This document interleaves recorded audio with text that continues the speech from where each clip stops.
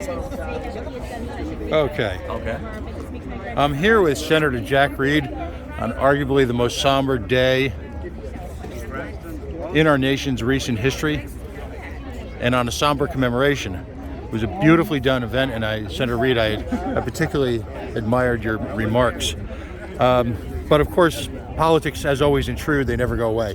The president made a pretty provocative speech the other day, and combined with the fact that the Homeland Security people were working the talking head circuit yesterday, there seemed to be a common theme that folks who are more strict constitutionalists, who worry about civil liberties, both with the Patriot Act and now most recently with the government's reaction and mandates on COVID, are actually working to divide the nation and actually trying to single out people who might object, both for medical reasons and for, well, quite frankly, for philosophical reasons, to government mandates. Do you think the president's tone was overly divisive and called out a part of the nation that frankly didn't deserve it? The nation is facing the greatest pandemic in its history. This is about the health and welfare of millions of Americans. It's not just about individual rights, it's about individual responsibilities. Are we responsible for the health and welfare of our neighbors? Like you think we are. So I think the president has tried gradually to move the country to a full-out effort against the pandemic, and he's now faced with a difficult choice of trying to mandate some of these procedures. But it's all about getting back to normal so that we can have a thriving economy. Children can be safe to go to school, teachers can be safe teaching in schools, and that we can get back to debating other issues, which hopefully will be less divisive. Last question. The Director of Homeland Security is again touting the notion that we have more, in their words, to be afraid from American terrorism, again their words, than they will, if you will, foreign terrorism. And of course, on a day like today where I lost personal friends, I have no doubt, given your long military service to the nation, that you've lost a number of people during the war on terror.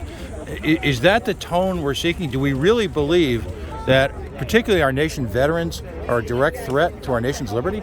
It's not a question of looking at our veterans. This is a question of the intelligence that our agencies, particularly the FBI, is getting with respect to plots and plans in the United States.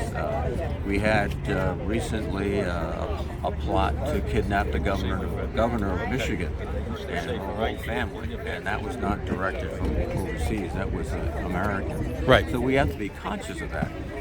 But we have to understand also, and I think we do, that this is a government force, that we have to follow a law, but we also have to protect ourselves from threats both foreign and domestic. And so I think this is a balanced approach to the evidence, and I will emphasize the evidence that's emerging of terrorism activity. So just real quickly, you're willing to put on and I'm not going to diminish any threat of violence. On a personal perspective, I abhor violence, I abhor war. But are you going to put on the same level a bunch of idiots from Michigan who, quite frankly, couldn't get out of their own way with the Taliban? And because that's what they're effectively saying. No, I'm not.